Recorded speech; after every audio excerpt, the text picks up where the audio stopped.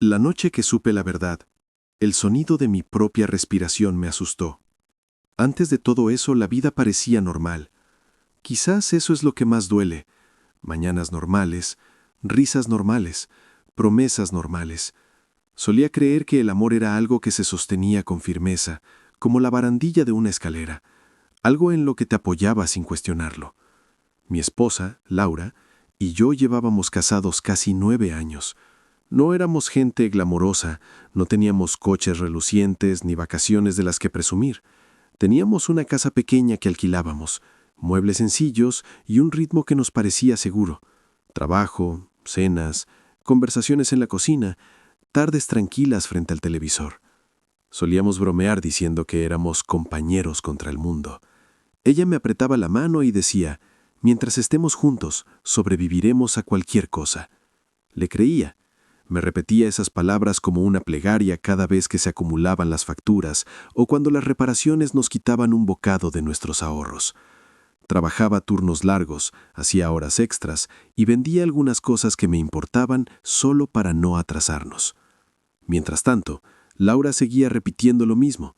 Solo estamos pasando apuros, ya pasará. Su voz siempre era suave al decirlo, pero algo en sus ojos nunca coincidía con su tono. Aún así confiaba en ella. Me decía a mí mismo que solo estaba cansado, que le daba demasiadas vueltas. Una noche, mientras revisábamos las facturas en la mesa del comedor, suspiró dramáticamente. «Las cosas están difíciles», susurró. «Tengamos cuidado, ¿de acuerdo?» Me deslizó algunos sobres, pero metió otros debajo de una revista. Pensé que no era nada. No quería sospechar de la mujer que amaba. Nuestras discusiones, cuando surgían, eran silenciosas. Se irritaba si le hacía demasiadas preguntas financieras. «No confías en mí», decía, con aspecto dolido. Y yo me derrumbaba por dentro, disculpándome, porque lo último que quería era parecer el enemigo. Supuse que el estrés la volvía cautelosa. El dinero le hace eso a la gente. Me dije a mí mismo, está abrumada, solo apóyala. Pero las pequeñas cosas se acumulaban como piedritas en un zapato. Su teléfono empezó a estar boca abajo sobre la mesa. De repente se ocupó con recados que no me involucraban. Las mañanas de fin de semana se convirtieron en horas de salidas inexplicables. Me dije a mí mismo que merecía espacio. Todas las parejas lo merecen. Pero una tarde noté que llegó a casa con un ligero olor a pintura fresca. Se le pegaba a la ropa como una pregunta que no debía hacerle. Cuando lo mencioné casualmente, se rió. «Pasé corriendo por una obra», dijo rápidamente, demasiado rápido. Entonces vino el incidente de la tarjeta bancaria. Rechazaron mi tarjeta en un supermercado por primera vez en mi vida. Me temblaban las manos mientras fingía que era un fallo del banco. En casa le pregunté al respecto. Me abrazó, me dijo que no me preocupara, que ella lo había solucionado. Y me dejé consolar, pero el consuelo era débil, como film transparente estirado demasiado sobre algo podrido. La casa se quedó en silencio de una manera extraña, no un silencio pacífico, un silencio sospechoso. Las conversaciones se acortaron, me miraba como si estuviera comprobando cuánto sabía. Por la noche me quedaba despierto escuchando el zumbido del refrigerador, el tic-tac del reloj y su suave respiración a mi lado, preguntándome cuándo el amor había despertado sus muros. Una noche entré en la cocina y la encontré paralizada sobre una carta que no esperaba que viera. Al verme, la dobló rápidamente, la metió en su bolso y forzó una sonrisa. «Cosas del trabajo», dijo. Me reí con ella. Fingí creerle, pero algo se quebró por dentro. Aún no era ira, era distancia. Aún así me aferré a la confianza como un hombre se aferra a una cornisa, con las yemas de los dedos ardiendo, negándose a caer. Me dije a mí mismo que los matrimonios pasan por tormentas secretas. Tal vez estaba planeando algo bonito, tal vez me sorprendería con buenas noticias algún día. Seguí trabajando, seguí apoyando, seguí amando. Pero la verdad tiene una forma de respirar bajo la puerta, esperando pacientemente. Y la primera sospecha real no surgió del drama, surgió de algo dolorosamente pequeño, una dirección equivocada en una carta, un nombre de calle que no reconocí con su nombre. Ningún señor, ninguna identidad compartida, solo ella. Y por primera vez, mi corazón susurró un terrador pensamiento. ¿Y si no estuviéramos luchando juntos? ¿Y si yo fuera el único que luchaba? La carta no debería haber existido, al menos no en mi mundo. Era pequeña, blanca, de aspecto inocente, pero la dirección impresa bajo el nombre de Laura me hacía sentir como una puerta a un lugar que no pertenecía. Me quedé de pie junto a la encimera de la cocina con ella en la mano, con el corazón latiéndome demasiado fuerte para una habitación tan silenciosa. Estaba en la ducha. El agua tamborileaba como una advertencia que no podía oír con claridad. La curiosidad se impuso a la cortesía. Abrí el sobre con dedos temblorosos. Dentro había un extracto, no de ningún banco que compartiéramos, sino de una entidad crediticia que nunca había visto. Hipoteca. La palabra me devolvió la mirada, densa e innegable. De repente me sentí ingrávido, como si el suelo en el que confiaba se hubiera desvanecido silenciosamente. Mi esposa, que dijo que solo estábamos pasando apuros, tenía una hipoteca. ¿De qué? ¿Con quién? ¿Por qué no estaba mi nombre en ninguna parte? Guardé todo con cuidado, como si la verdad fuera frágil, como si ser amable pudiera hacerla menos real. Cuando salió del baño, dejando una estela de vapor tras ella, intenté estudiar su rostro sin acusarlo. Me besó en la mejilla, casual, con práctica, y continuó con su noche. No dije nada. El miedo se disfrazó de paciencia. Pero el silencio se vuelve pesado cuando sabe demasiado. Durante los días siguientes, comencé a notar cómo su vida parecía ligeramente dividida. Había mañanas en que se vestía más elegante de lo necesario para los recados. Atendía llamadas en el pasillo, en voz baja, con frases cuidadosamente formuladas para no revelar nada. Y siempre la misma frase cuando le preguntaba dónde había estado. Solo intentaba mantenernos a flote. Un sábado la seguí, no como un espía en una película, sino como un marido cansado que necesita aire. Me quedé 3 coches atrás, con las palmas sudorosas sobre el volante. Ella condujo a través de la ciudad hasta un barrio tranquilo que apenas conocía. Los árboles se inclinaban perezosamente sobre la calle, las casas recién pintadas, las vallas impecables. La vida era cara. Se detuvo frente a una casa modesta pero nueva al final de la manzana. No era la casa de una amiga, no era la de una pariente. Tenía llaves. Se acercó como si perteneciera a ese lugar. Sentí una opresión en el pecho. Me quedé sentado en mi coche con el motor en marcha, viendo cómo se cerraba la puerta principal tras ella. Una parte de mí quería salir furiosa, exigir respuestas, arrancar la verdad directamente de las paredes. Otra parte de mí simplemente se desanimó. ¿Qué podía luchar si la batalla ya estaba perdida? Esperé casi 1 hora. Finalmente salió. Cerró la puerta con llave, miró la calle y se fue. Esa noche ya no pude contenerme. «Laura», dije en voz baja mientras estábamos sentados en la sala en penumbra, ¿hay algo que debas saber sobre nuestras finanzas? Se puso rígida lo suficiente como para que lo notara. Ya hemos hablado de esto. Estamos pasando apuros. Estoy haciendo lo que puedo. Sus palabras fueron pasos seguros, colocados por donde ella quería que caminara. Asentí lentamente, pero algo más frío se apoderó de mí. La confianza no desaparece de golpe, se debilita, se expande, y entonces un día se quiebra. No sabía cuándo llegaría ese día, solo que ahora se acercaba a mí con un propósito. El silencio entre nosotras ya no estaba vacío, estaba lleno de secretos, y pronto una de ellas tendría nombre, dirección y una puerta cerrada. Dormí a su lado esa noche, escuchando el reloj golpear la oscuridad. Mi mente repasaba la imagen de esa casa, la facilidad con la que sostenía las llaves, como si fuera solo suya. La idea se arraigó profundamente, aguda y paciente. Si podía construir una vida en otro lugar, ¿qué hacía de esta temporal? ¿Fingida? No quería ira todavía, quería claridad, una verdad dicha a plena luz del día. Pero la verdad rara vez se ofrece. Espera a que fuerces la puerta, y supe, antes de lo que imaginé, que esa puerta se abriría de par en par.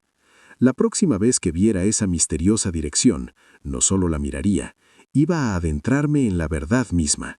y lo que fuera que viviera allí cambiaría todo lo que creía saber sobre mi matrimonio, mi esposa y yo mismo, porque la sospecha había dejado de ser un susurro, se había convertido en una dirección, y ya caminaba hacia ella me sintiera preparado o no. La vida en la que confiaba se debilitaba, se estiraba, a punto de estallar.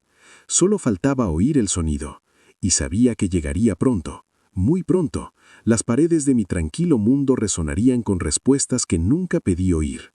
Y cuando lo hicieron, nada entre nosotros volvería a sentirse normal. Cerré los ojos, mantuve la respiración y esperé a que llegara la verdad, como una tormenta que se avecinaba en el horizonte. El día que decidí dejar de adivinar y enfrentar por fin lo que me aguardaba, el aire mismo se sentía más pesado. Conduje de regreso a ese barrio una tarde entre semana, cuando sabía que Laura creía que estaría trabajando. El cielo era pálido y cansado, como se ve el cielo cuando intenta fingir que no está triste. Aparqué 2 casas más allá y me quedé allí sentado un momento con las manos en el volante. Mi corazón latía como una alarma silenciosa en mi pecho. Esa casa parecía inofensiva. Pintura suave, ventanas limpias, un jardín cuidado esperando pacientemente a que alguien viviera una vida tranquila en él. Pero a mí me parecía un extraño con rostro amable. Subí por el sendero porque fingir ya no era una opción. Me sudaban las palmas de las manos al llamar. No sabía qué esperar. Tal vez un extraño, tal vez un hombre allí de pie sorprendido de verme, tal vez una respuesta para la que no estaba preparada. En cambio, nadie abrió la puerta. El silencio me recibió como un amigo sincero. Miré a mi alrededor, medio temerosa de los testigos, medio desesperada por encontrarlos. Entonces probé el picaporte. Se abrió. El olor me impactó primero. El tenue aroma a pintura nueva mezclado con productos de limpieza y comienzos. No era nuestro hogar, no era nuestra vida, algo aparte, algo planeado. Mis pasos sonaban demasiado fuertes al entrar. Había muebles allí, minimalistas pero escogidos. Un sofá, una pequeña mesa de comedor, una planta colocada cuidadosamente junto a una ventana como si perteneciera. Había platos en los armarios de la cocina, toallas cuidadosamente dobladas en el baño, cajones del dormitorio con ropa dentro, ropa de mujer, de Laura. No es un lugar de vacaciones, no es una inversión, una vida sin mí. Me quedé allí un largo rato, con la respiración agitada e intentando comprender cómo algo tan grande podía existir a mi lado sin que yo lo supiera. Mi esposa, la mujer que dijo que estábamos luchando, había estado construyendo un futuro en un lugar donde no me habían invitado. Me ardía la garganta, se me oprimía el pecho. No era solo una traición, se sentía como si me hubieran borrado. Entonces oí que la puerta se abría tras de mí. ¿Hola? Llamó con indiferencia, y se quedó paralizada al verme allí de pie. La bolsa de la compra que llevaba se le resbaló de la mano y las naranjas rodaron por el suelo como testigos asustados. Se le borró el color de la cara. ¿Qué haces aquí? No alcé la voz. No sabía cómo. ¿De quién es esta casa, Laura? Abrió la boca, la cerró y la volvió a abrir. No es lo que piensas. La frase más predecible del mundo. Dime qué debería pensar. Tragó saliva, entró despacio y cerró la puerta como si sellara la mentira con nosotros. Lo compré. De acuerdo, lo compré. ¿Con qué dinero? Susurré. Con el dinero que aparentemente no teníamos, mientras yo hacía turnos extra, vendía cosas que me importaban y perdí el sueño por las facturas, ¿tú compraste una casa? Tenía que hacerlo, dijo con la voz temblorosa. No lo entiendes. Siempre has sido inseguro, atascado. Necesitaba seguridad, necesitaba algo a mi nombre, algo que nadie pudiera arrebatarme. ¿Ni siquiera yo? El silencio respondió a esa pregunta antes que ella. Se suponía que esto era un respaldo, tartamudeó, en caso de que las cosas no funcionaran, en caso de que fracasaras, en caso de que el matrimonio, en caso de que yo no fuera suficiente. Sus ojos brillaron. Tenía miedo. No sabes lo que se siente depender de alguien cuando todo parece inestable. Me dije a mí mismo que no era traición si nunca quise hacerte daño, solo quería seguridad. La verdad me dolía de maneras que desconocía, no porque me odiara, sino porque no confiaba en mí, porque mientras yo nos sostenía con manos cansadas, ella construía silenciosamente una puerta por la que pasar si me caía. Deberías haber hablado conmigo, dije en voz baja. Deberías haber confiado en mí lo suficiente como para dejarme sufrir contigo. Eso es el matrimonio. Una lágrima resbaló por su mejilla. No creía que nos llevarías a ninguna parte. Pensé que un día levantaría la vista y me daría cuenta de que había desperdiciado mi vida esperando que te convirtieras en alguien que nunca podrías ser. Ahí estaba, la herida bajo cada mentira. Asentí, incluso mientras mi pecho se abría. Entonces deberías haberte ido con sinceridad, no haber construido un mundo secreto a mis espaldas. Durante un largo rato nos quedamos en medio de la casa que ella construyó sin mí, rodeadas de muebles cuidadosamente escogidos y un futuro para el que nunca pude audicionar. Algo terminó en ese silencio, no en voz alta, no violentamente, simplemente terminó. Cuando finalmente pasé a su lado hacia la puerta, mi voz estaba firme. Vamos a hablar de verdad, pero esta vez, Laura, hablamos a la luz del día. Se acabaron las sombras. Salí, dejando tras de mí el aroma de un nuevo comienzo, sabiendo que algo se había roto entre nosotros sin remedio, y por primera vez no estaba segura si lo que se rompía era mi matrimonio o la ilusión que había estado viviendo en mi interior. Conduje a casa ese día sintiéndome como si mi cuerpo fuera de cristal. Cada movimiento parecía cuidado, deliberado, como si respirara mal me hiciera añicos. El mundo fuera de mi parabrisas parecía el mismo, pero el mío no. Mis manos temblaban sobre el volante, no de rabia, sino de dolor. Había considerado nuestra vida como algo precioso, mientras ella, en silencio, había construido una puerta para marcharse. Esa noche, la casa se sintió más pequeña que nunca. Laura llegó tarde. No dio portazos ni lloró dramáticamente. Se movió con suavidad, como quien atraviesa una habitación llena de cosas frágiles. Durante un rato no dijimos nada. Luego me senté a la mesa de la cocina y le hice un gesto para que se sentara frente a mí. Esta vez no había sombras, ni secretos entre nosotras, solo honestidad a la luz del día, aunque fuera dolorosa. Tenemos que hablar de lo que pasa después, dije. Mi voz me sorprendió. No era fuerte, no temblaba. Sonaba cansada. Listo, juntó las manos. No quiero perderte, susurró con la voz quebrada. Te quiero a nosotras. Es solo que no confiaba en el futuro. Asentí. ¿Te escuché? Pero la confianza no es un lujo en el matrimonio, Laura. Es la base. Cavaste bajo ella en silencio hasta que la casa se inclinó. Por fin brotaron sus lágrimas. De verdad, no manipuladoras, no calculado. Miedo, culpa, arrepentimiento, emociones humanas. ¿Qué quieres hacer?, preguntó. No me apresuro a tomar decisiones, dije, pero no viviré en un matrimonio basado en mentiras. Estamos obteniendo claridad legal, transparencia total, finanzas, la casa, todo sobre la mesa. Y lo que suceda después debe suceder honestamente. Las siguientes semanas fueron un torbellino de papeleo, conversaciones con un abogado, reuniones incómodas. La verdad salió a la luz como una medicina lenta.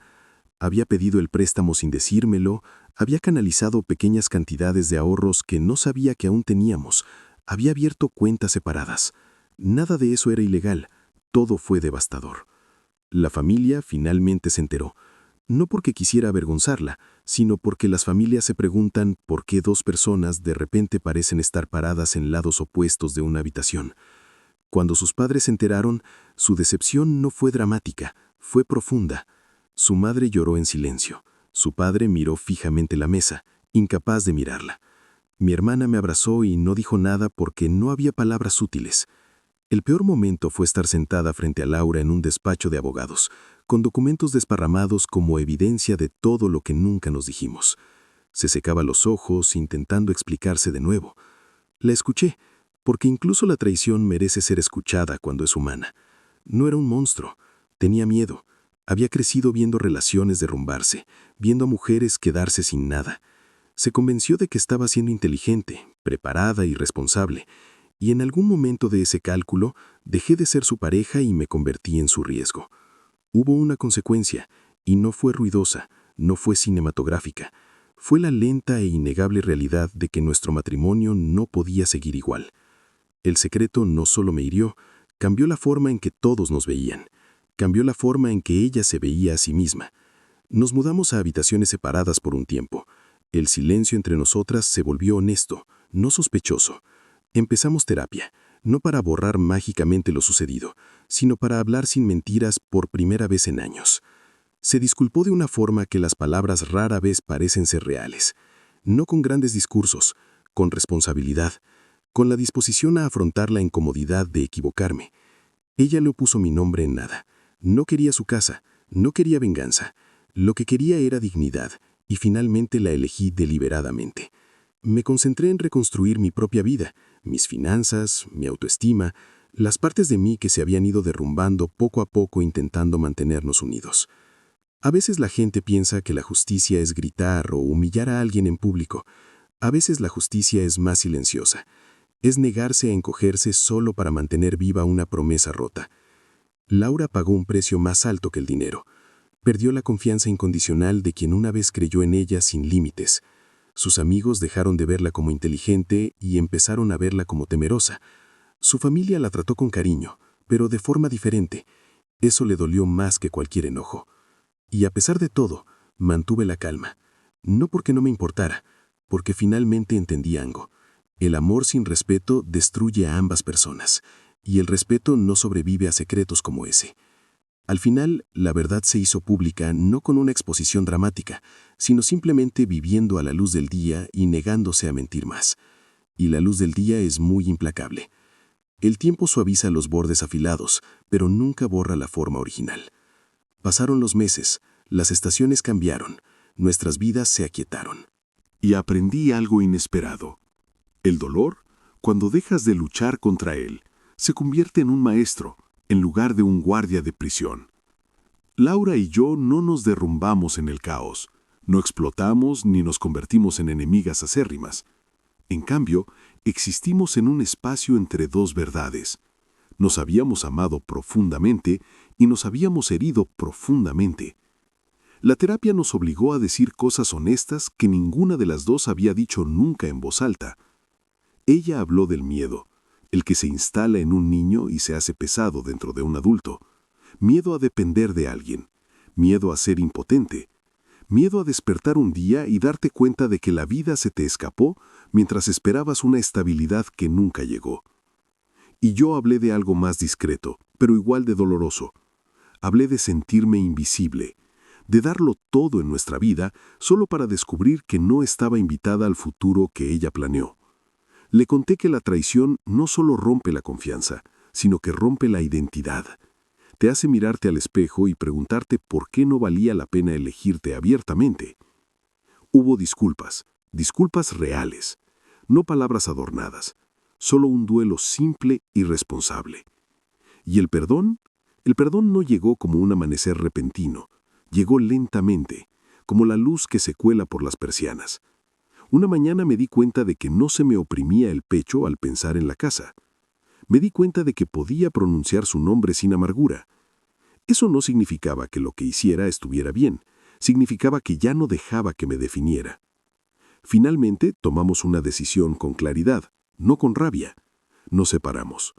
No porque nos odiáramos, sino porque a veces sanar no se trata de remendar lo roto, sino de reconocer que la estructura ha cambiado demasiado para ser lo que era.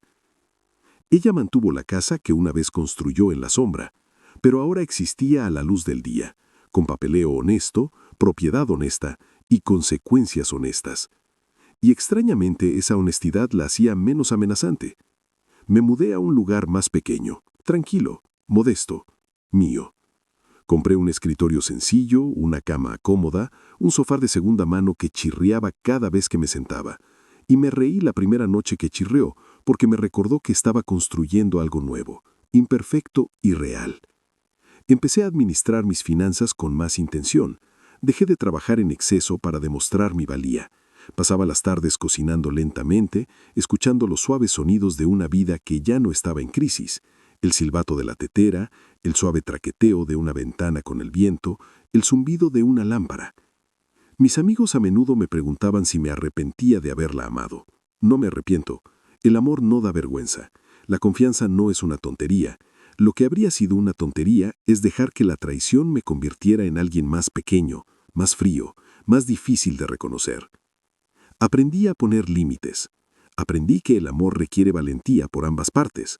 Y aprendí que a veces lo más valiente es seguir adelante sin cargar con el peso de lo que podría haber sido.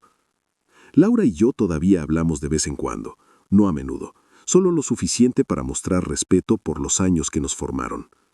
Ahora hay ternura entre nosotras, curiosamente. Una vez me dijo que la casa, su símbolo de independencia, nunca se había sentido tan tranquila como ella imaginaba. Contiene culpa, confesó en voz baja, y lecciones. Asentí. Algunas paredes no reflejan la risa, hacen eco de la verdad. En cuanto a mí, reconstruí mi dignidad ladrillo a ladrillo, no con venganza, no con probar nada, con honestidad, con paciencia, con la tranquila decisión de elegir la paz sobre el castigo. Eso, más que nada, se convirtió en mi justicia. Si la vida me ha enseñado algo, es esto. La confianza no es frágil porque la gente sea cruel. La confianza es frágil porque requiere valentía, y la valentía no siempre está ahí cuando el miedo es más fuerte. Pero el miedo nunca construye nada que valga la pena vivir por dentro. Solo la honestidad lo hace. A veces lo peor que alguien te hace no es odio, es colocarte fuera de una vida de la que dicen que formas parte. Si eso alguna vez te sucede, espero que elijas la dignidad en lugar de la destrucción. Espero que elijas sanar en lugar de principiar. Y espero que cuando pase la tormenta sigas creyendo en el amor, pero con ojos más claros, límites más sanos y un sentido más fuerte de ti mismo. No siempre obtenemos el final que imaginamos, pero a veces encontramos algo más tranquilo, más sabio y extrañamente más amable. Un cierre y un nuevo comienzo. Si estuvieras en mi lugar, ¿te habrías quedado y reconstruido o te habrías ido como yo? Cuéntamelo en los comentarios. Y si historias como esta te dicen algo, no olvides suscribirte para más.